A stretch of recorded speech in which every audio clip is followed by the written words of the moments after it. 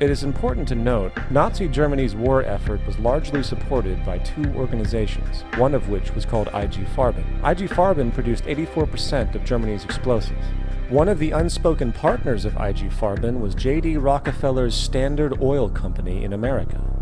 In fact, the German Air Force could not operate without a special additive patented by Rockefeller's Standard Oil. The drastic bombing of London by Nazi Germany, for example, was made possible by a $20 million sale of fuel to IG Farben by the Rockefeller's Standard Oil Company. This is just one small point on the topic of how American businesses funded both sides of World War II. One other treasonous organization worth mentioning is the Union Banking Corporation of New York City. Not only did they finance numerous aspects of Hitler's rise to power, along with actual materials during the war, it was also a Nazi money laundering bank, which was eventually exposed for having millions of dollars of Nazi money in its vaults. The Union Banking Corporation of New York was eventually seized for violations of the Trading with the Enemy Act. Guess who the director and vice president of the Union Bank was? Prescott Bush, the father and grandfather of former U.S. Presidents George W. Bush and George H.W. Bush. What do we really know about our elected leaders, including our presidents? How much do we really know about their personal backgrounds and their family histories? For instance, did you know that Prescott Bush, the grandfather of our current president George W. Bush, ran a bank and other Manhattan-based organizations that were actually front companies for the Nazis? U.S. Senator Prescott Bush sat on the board of the Union Banking Corporation. This and other Manhattan-based organizations were actually nest eggs for German industrialist Fritz Thyssen. Thyssen was the main financier for the Nazis. He later published the autobiography, I Paid Hitler.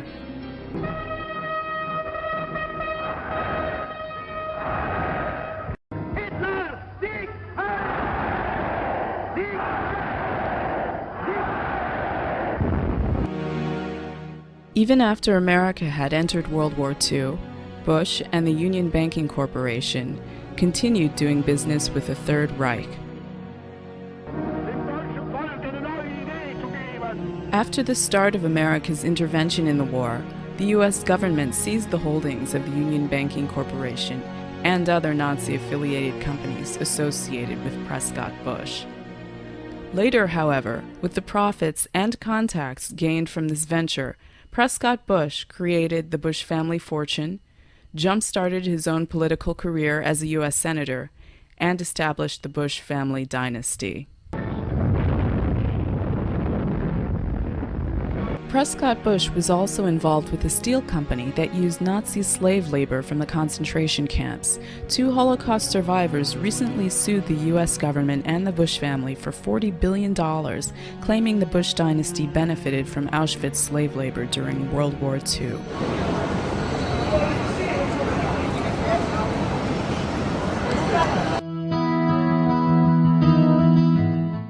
Many New Yorkers may not be aware that 3 of the former Bush Nazi holding companies had offices in Lower Manhattan, including the Union Banking headquarters at 39 Broadway.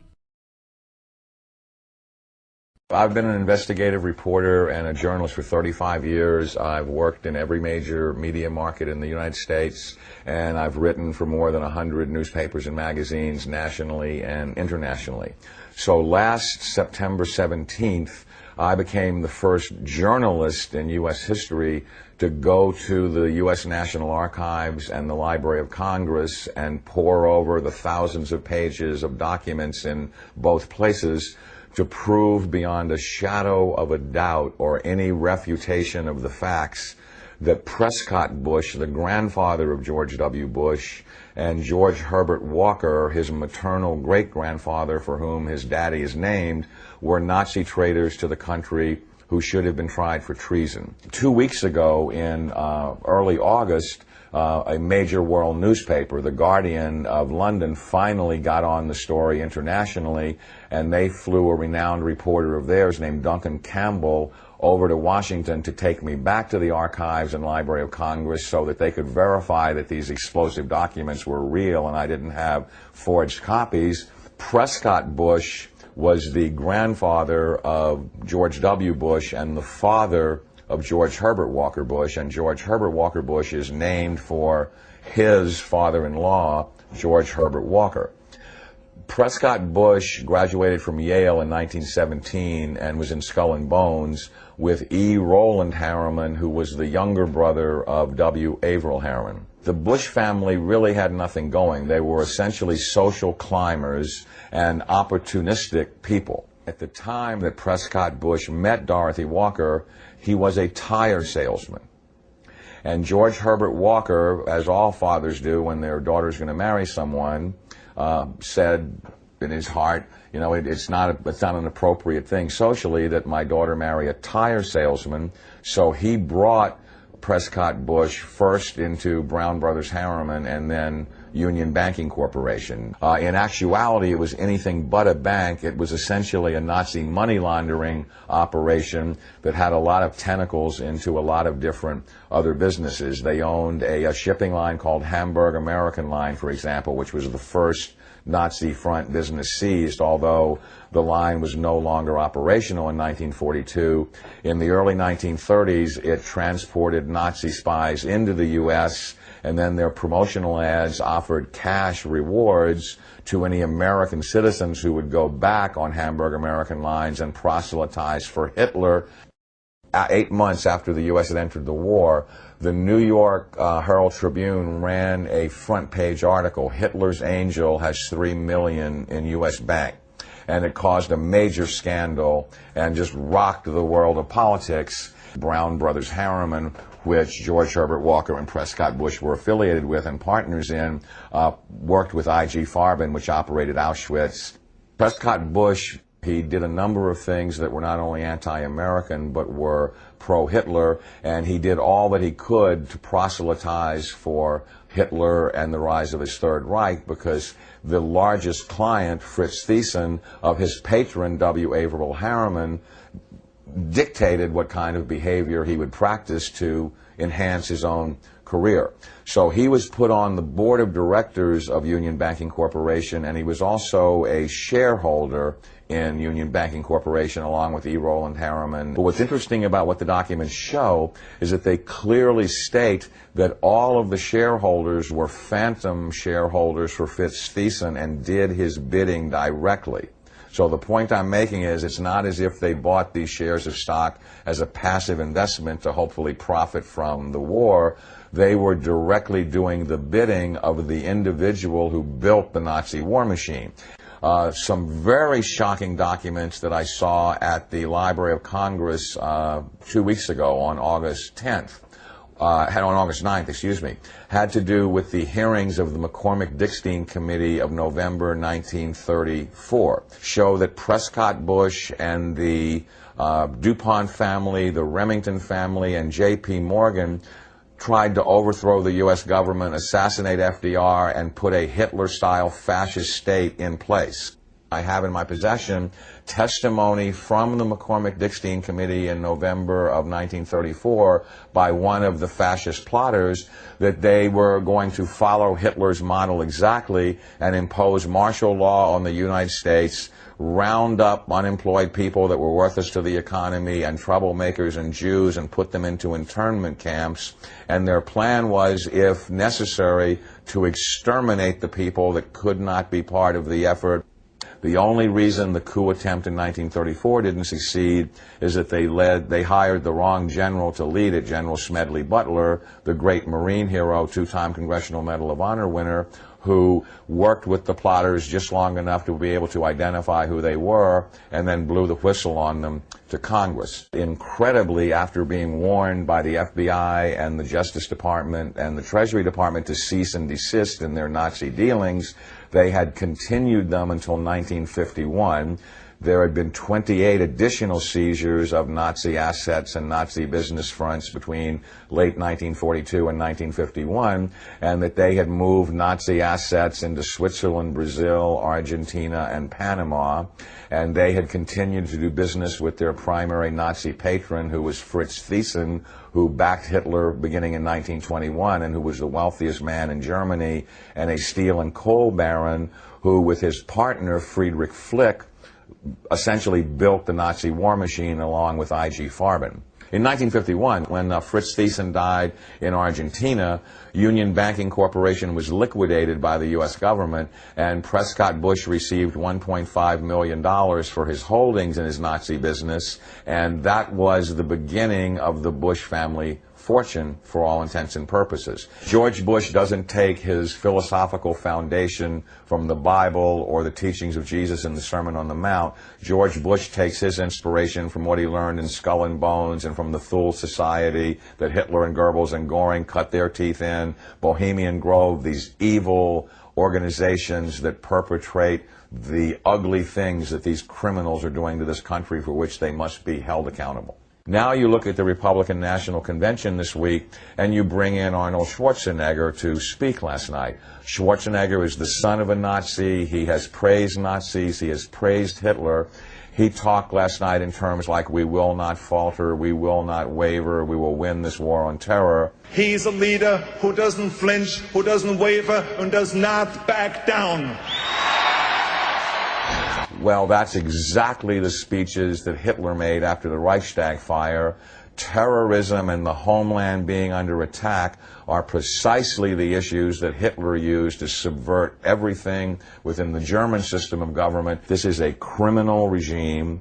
They not only emulate Hitler, but its genesis comes from Hitler. And I defy anyone, a historian, journalist, author, anyone, to come forward and disprove my premise that you cannot differentiate Hitler's invasion of Poland in 1939 and the Reichstag fire and his attempt to dominate the world from George W. Bush's unprovoked invasion of Iraq and subversion of the Constitution through the Patriot Act after 9/11, which I submit is his Reichstag fire. Karl Rove and his minions are every bit the masters of propaganda that Joseph Goebbels was. They literally took lessons from Goebbels and Goring about how to create such brilliant propaganda that unreality can become reality, and reality can be subverted to fantasy political subterfuge right before your eyes. On the 21st of November 1934, the following rather chilling article appeared in the New York Times. It concerns the discovery of a planned coup that could have altered the course of American history, yet today hardly anyone knows anything about it. A plot of Wall Street interests to overthrow President Roosevelt and establish a fascist dictatorship backed by a private army of 500,000 ex-soldiers and others appeared before the House of Representatives Committee on Un-American Activities, which began hearings on the charges. If these long-forgotten accounts can be relied on, I seem to be looking at an attempt to set up a fascist government in the land of the free. A coup that could have toppled one of America's most revered presidents, paved the way for a possible alliance with Italy and Germany, and thereby change the complexion of World War II. Fascism was seen as an example to be learned from, because it seemed like a quick fix. All you needed to do was get people to shape up.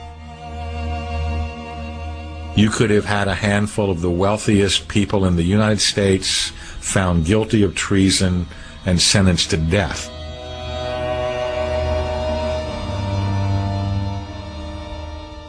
But just what was this plot? Who were the Wall Street interests? Or was this nothing more than a moment of paranoia from a national media not renowned for its self-restraint? Well, the answers to some of these questions may have to wait until I can get my hands on the bulk of the evidence, documents detailing evidence heard behind closed doors by a congressional committee. But I already have the official statement released by that committee when it reported back to Congress. Its members clearly had no doubt that a fascist coup was in the offing. In the last few weeks of the committee's official life, it received evidence showing that certain persons had made an attempt to establish a fascist organization in this country. There is no question that these attempts were discussed, were planned, and might have been placed in execution when and if the financial backers deemed it expedient. So, such a plot, backed by powerful people, was waiting in the wings. That much is very clear. But how did it come to this? It all happened during one of the bleakest moments in US history. They used to tell me I was building a dream. The America of 1933 was in the teeth of the Great Depression, a time of extreme poverty, desperation, and the barren plains of the grapes of wrath. Brother, can you spare a dime? I see millions of families trying to live on income so meager that the pall of family disaster hangs over them day by day. Once I built a tower, now it's done. Brother, can you spare a dime? The Great Depression is not called the Great Depression in this country by accident. Michael Kazin is Professor of History at Georgetown University in Washington, D.C. It was the deepest and the longest economic downturn in American history. As many as 1/3 of the labor force was unemployed in the early 1930s especially. Really the core of the industrial economy was all but shut down. Say, buddy, can you spare a dime? All of this added to a sense that American society was coming apart, not just the economy. People no longer had much faith in the authorities at any level, economic or political. Yet the image of those days we've been left with is not social unrest, fascism and treasonous plots, but one of dignified suffering and resilient faith in the American dream. No one illustrated that better than President Franklin D. Roosevelt, whose New Deal reforms promised jobs, pride and fresh hope to ordinary Americans. I, Franklin Delano Roosevelt, do solemnly swear that I will faithfully execute the office of President of the United States and will, to the best of my ability, preserve, protect, and defend the Constitution of the United States. So help me God. FDR's New Deal policies brought an increase in public work programs, more help for the poor, and the removal of the dollar from the gold standard. Yet while history remembers FDR as a visionary saviour in America's hour of need, some at the time saw him in a very different light.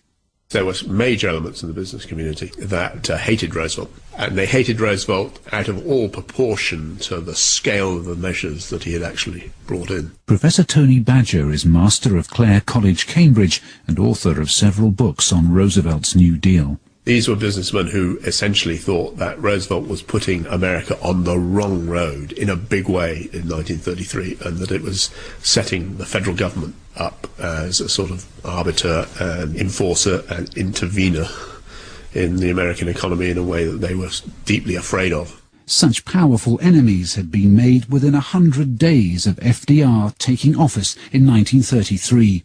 The businessmen were also aware that out in the country there were demagogues who were making really popular, apparently radical-sounding appeals, and they were always worried that Roosevelt was unleashing these forces, would encourage these, what they thought of as crackpots, to wreak havoc. The right wing in America wasn't going to sit back and let this happen. It's into this world that the plot to overthrow FDR was born. But who was going to lead it, and how did they think they'd get away with it? I'm hoping the answers lie amongst the formerly secret papers of the Congressional Committee that investigated the planned coup. These, I'm told, are locked away in the National Archives of America. It was established to investigate the activities of fascist sympathizers in the US in the early years of Roosevelt's presidency. It's a very small amount.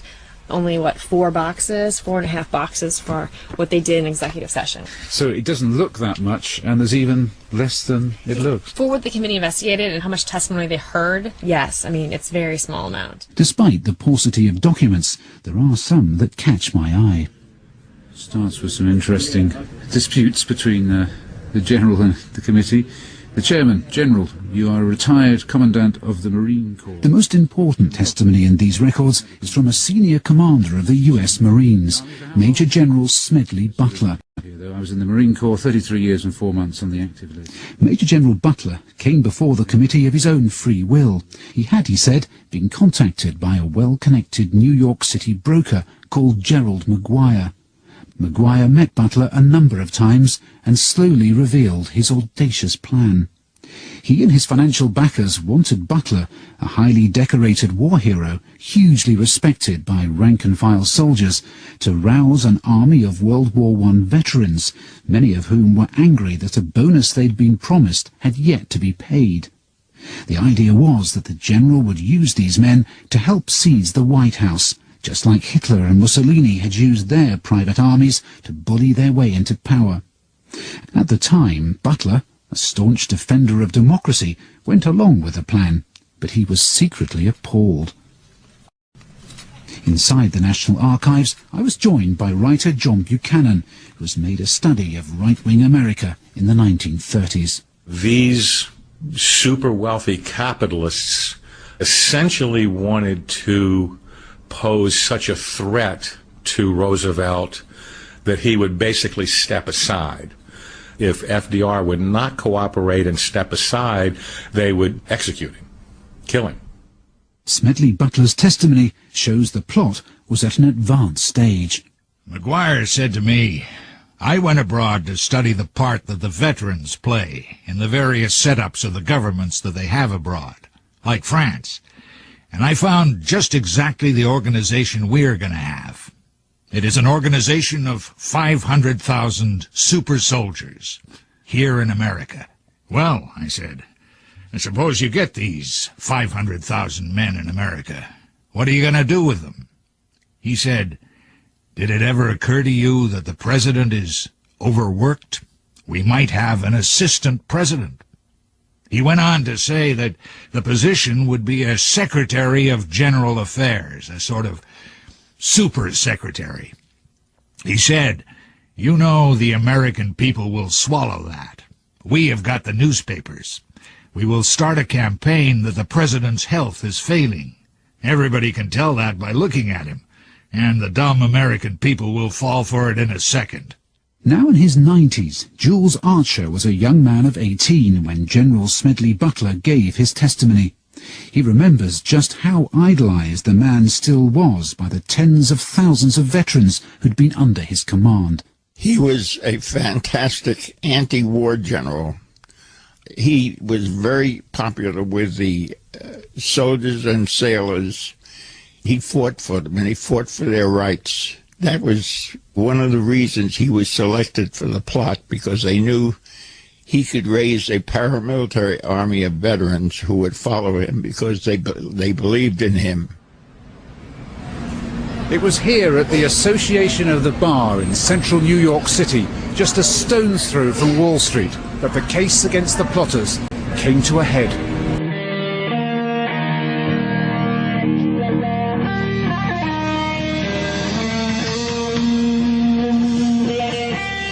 One of the most important witnesses who came here was Paul Cumley French, a journalist Smedley Butler took into his confidence after the conspirators had tried to recruit him. French had also met chief plotter Gerald Maguire at his Wall Street offices, and he recounted their conversation to the committee.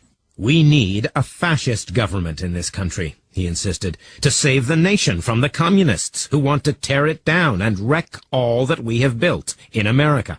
The only men who have the patriotism to do it are the soldiers, and Smedley Butler is the ideal leader. He could organize 1 million men overnight." During the course of the conversation, he continually discussed the need of a man on a white horse, as he called it, a dictator who would come galloping in on his white horse.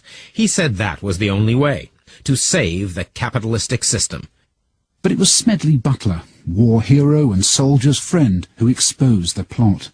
He continued his meetings with Maguire until he gathered enough information on the plotters to bring the evidence before the McCormack-Dickstein Committee. And the central character of the plot, the plain-speaking Major General Smedley Butler, was caught on early newsreel from the time, explaining his part in exposing the plot. "I talked with an investigator for this committee. He told me they had unearthed evidence linking my name with several such veteran organizations. As it then seemed to me to be getting serious, I felt it was my duty to tell all I knew of such activities to this committee. My main interest in all this is to preserve our democratic institution."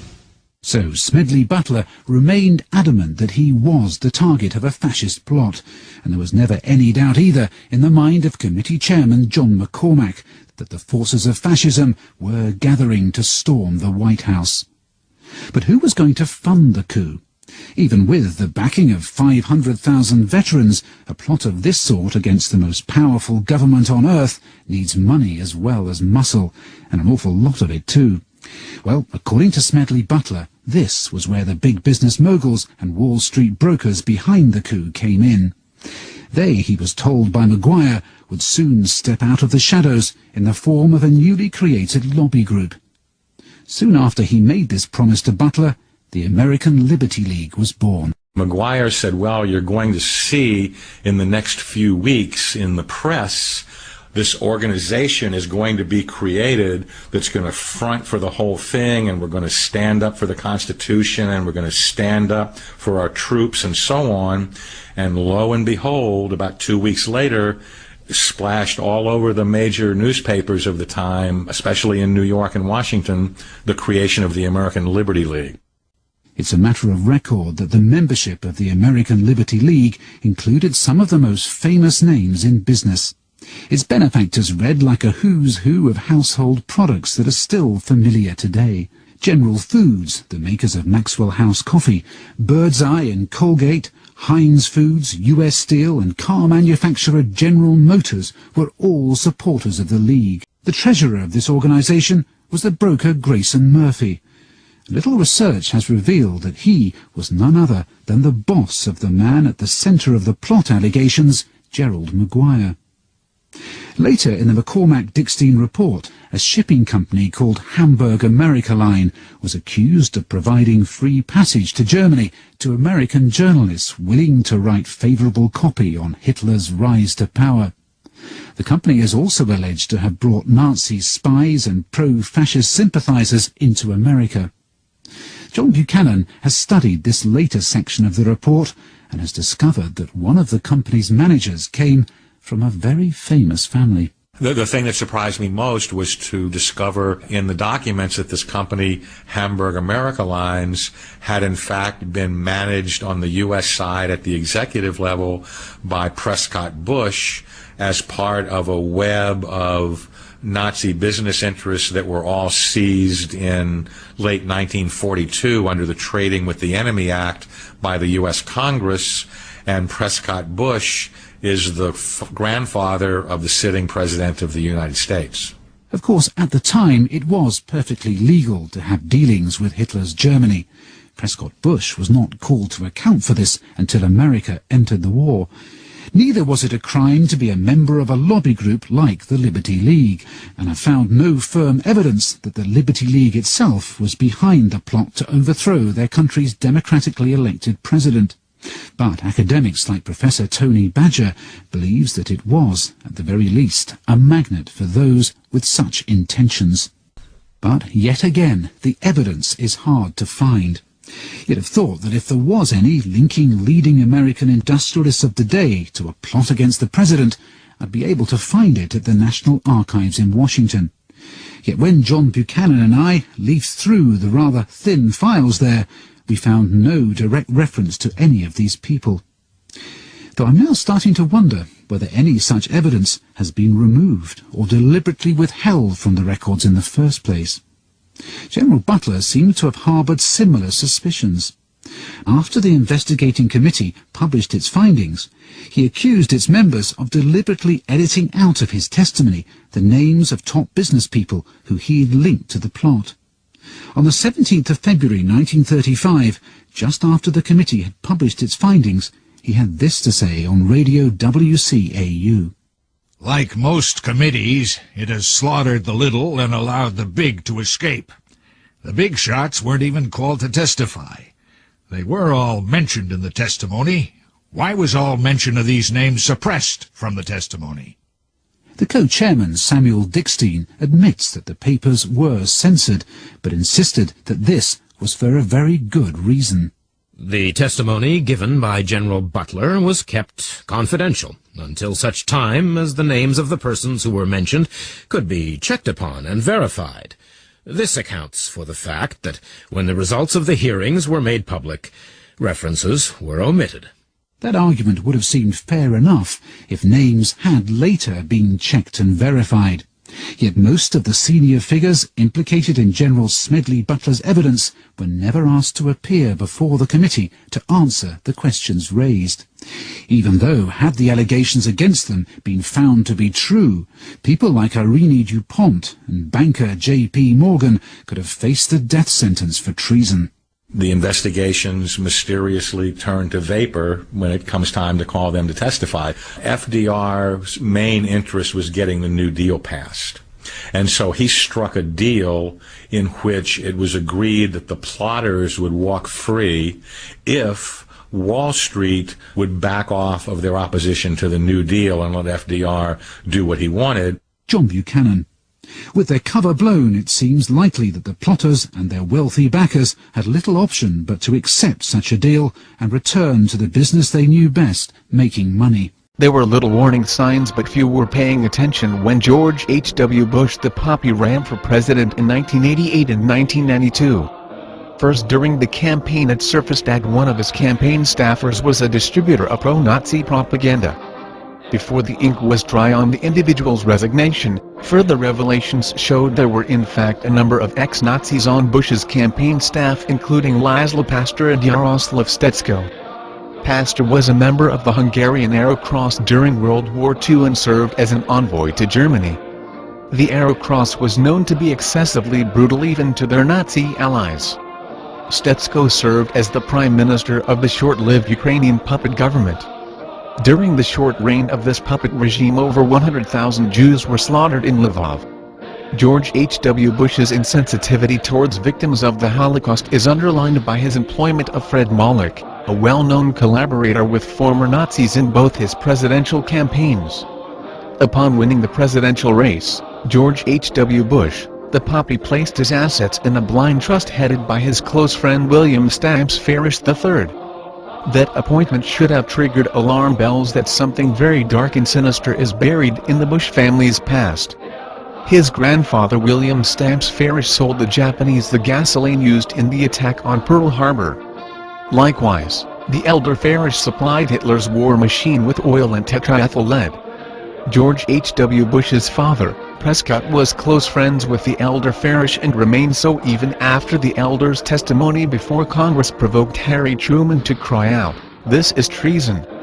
In fact, during the war, Prescott had 3 companies seized from him for trading with the Nazis. To understand the web of intrigue and follow the money from the Holocaust to the Bush family, we need to start with the period immediately surrounding World War I. By 1916, August Tyson could see that Germany had already lost the Great War and he needed to protect his fortune. His eldest son had been groomed to run the family steel business in the Ruhr. His second son Heinrich discreetly changed his citizenship from German to Hungarian and married the Hungarian aristocrat Baroness Margaret Bornemisza de Caution. Near the end of the war, August Tyson opened the Bank Voorhandel en Schifvaart in Rotterdam. Holland was a neutral country during the war, and the new bank would serve as the perfect location to launder funds from the Tyson Bank in Berlin and protect his fortune from allied financial demands. At the end of the war, Heinrich, now going by the name of Baron Tyson Bornemisza de Caution, moved to Rotterdam and became the principal owner of the Bank Voorhandel en Schifvaart. All that remained to be done in August Tyson's plan was to set up an American bank. In 1922, Averell Harriman traveled to Germany to set up a branch of W.A. Harriman in Berlin. Harriman had hired George Herbert Walker, George H.W. Bush's grandfather, to run both the New York and Berlin branches of his expanding investment firm. During his stay in Germany, Harriman had met the Tyson family and agreed to help the Tysons set up an American bank. In 1923, Germany was in economic shambles and Tyson met with his friend General Ludendorff, who advised him that Germany's hope lied with Hitler and the Nazi Party. Tyson soon became a financial backer of the Nazis and Hitler. Early in 1924, Hendrik J. Kuenhoven, the managing director of Bank Voorhandel en Schifvaart, traveled to New York. Meeting with Walker and the Harriman brothers, they founded the Union Banking Corporation. In 1926, August Tyson died. The eldest son Fritz expanded the Tyson empire by creating United Steel Works. Tyson also brought Frederick Flick on board. The Tyson-Flick Union was designed to suppress the union movement. As a result of the merger of Tyson and Flick, George Walker hired his son-in-law, Prescott Bush, to manage the United Steel Works account. One division of United Steel Works consisted of both Consolidated Silesian Steel Corporation and the Upper Silesian Coal and Steel Company. Both were located in the mineral-rich Silesian area of Poland. The arrangement was extremely profitable for all four men: Tyson, Flick, Walker and Bush, until the Depression started in 1929. Congressional investigations after the war showed that United Steel had supplied 50.8% of the pig iron in Nazi Germany and likewise was a major supplier of all other ferrous-based metal products needed by Hitler's war machine. Hence, one of the largest munitions makers in Nazi Germany was funded by Prescott Bush, the father and grandfather of two future U.S. presidents. Due to the Depression, Harriman merged with Brown, forming the Brown Brothers and Harriman firm. Internally, the stock of Consolidated Silesian Steel Company was held by the Harriman 15 Corporation, formed by Harriman and Bush. 2/3 of the stock was owned by Flick. By 1934, with Hitler in solid control of Germany, the profits from the Tyson-Flick Union soared to over 100 million. Both Union Bank and the Bank Vorhandel in Schifart were overflowing with money. Prescott Bush became managing director of Union Bank and took over the day-to-day operations of the German plan. In 1939, the Nazis invaded Poland, ending a dispute over taxes between Consolidated and the Polish government. The Nazis' original plan was to replace the workers in Polish factories with Soviet prisoners. However, that portion of the Hitler-Stalin agreement was never implemented. Consolidated Silesian Steel Corporation was located near the Polish town of Oswiecim. When the plan to use Soviet prisoners as forced labor fell through, the Nazis began shipping Jews, communists, gypsies and other minority populations to the camp the Nazis had set up. This was the beginning of Auschwitz.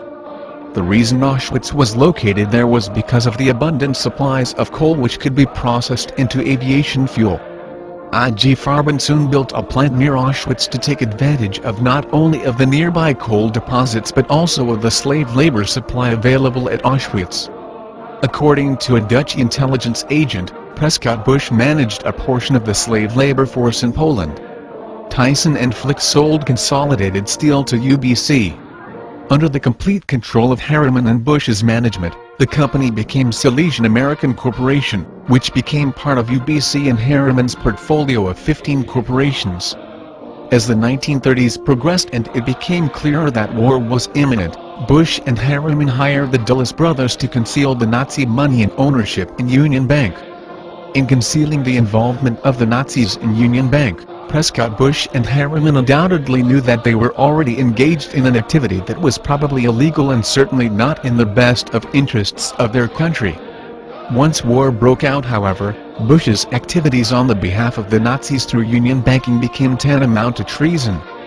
The reader should understand that the concealing of Nazis' assets located in the United States through a maze of corporate shells often based in Switzerland was an integral part of the German battle plan. In fact, the Nazi had a word for it: tarnum, or to camouflage. The primary aim of these concealed Nazi corporations was to wage economic warfare by creating production bottlenecks for their adversary.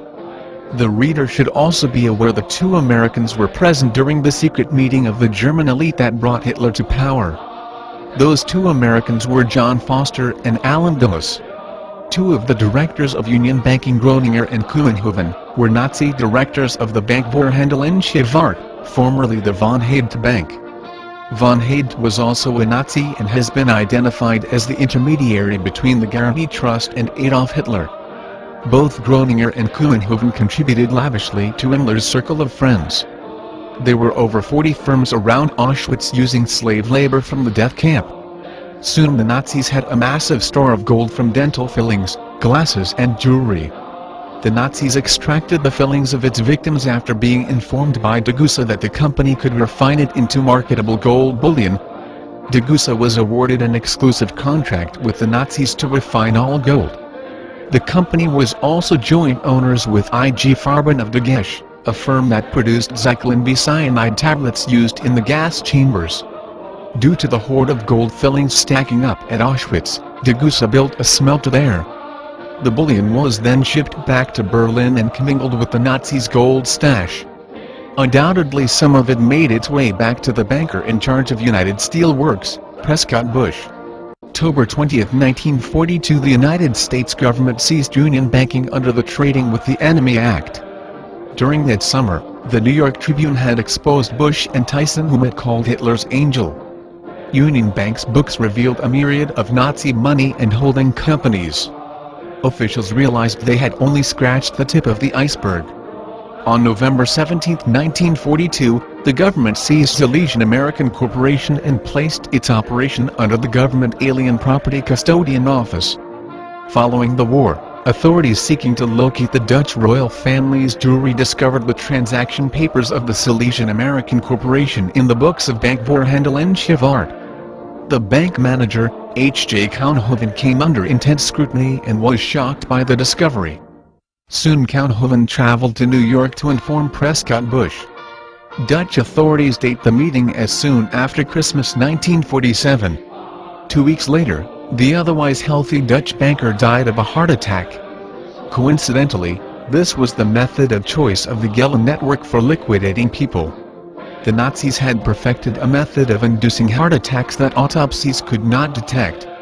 On February 8, 1951, Treason died in Argentina. Following his death, the alien property custodian released the assets of the Union Banking Corporation to Brown Brothers Harriman. The remaining shareholders quietly cashed in their remaining shares. Prescott Bush received $1.5 million for his share in Union Banking's blood money. This brief article has only scratched the surface of the sordid association of Prescott Bush with the Nazis, as he had yet a third company seized from him during the war. In his first run for senator, Prescott was defeated after his position within the eugenics movement was disclosed. George the Poppy has followed in his father's footsteps and retained many of the same family connections with the Nazis. For instance, as chairman of the Republican Party, he presided over the formation of the ethnic heritage groups of the Republican Party. This was a reward for the Nazi quislings from Eastern Europe for helping in the election of Nixon as president. When two or more ethnic groups were vying for control over a particular group, invariably the group with close ties to the Nazis won out. George also shows the same intense interest in population control. Perhaps it was for his beliefs in eugenics, George appointed General William Draper as his expert on population. Or perhaps it was more of a reward for past services rendered by Draper to the Bush family. Draper was the former general placed in control of the military government's economic division after the war. Draper was a rabid racist and member of the Eugenics Society. He was also a former employee of Dillon and Reed, the large Wall Street brokerage house that floated the largest German bond offerings, including one for United Steel Works. In his position as economic czar of Germany, he stopped the dismantling of an IG Farben plant and was in the ideal slot to protect his former clients that armed Hitler, including Bush. The IG Farben head office was later turned into the CIA's European headquarters.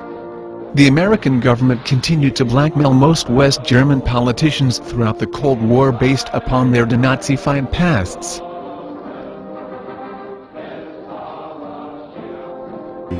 And Americans, I think, in the 30s cared more about security than they did about democracy. And so if a group of businessmen, with the help of some people, former military people or current military people, could have fairly quickly brought the economy back, created this sense of security, then yes, it is possible that they would have gotten some popular support. America would have become a dictatorship. Democracy would be gone. America would have joined Hitler and Mussolini as a fascist triumvirate.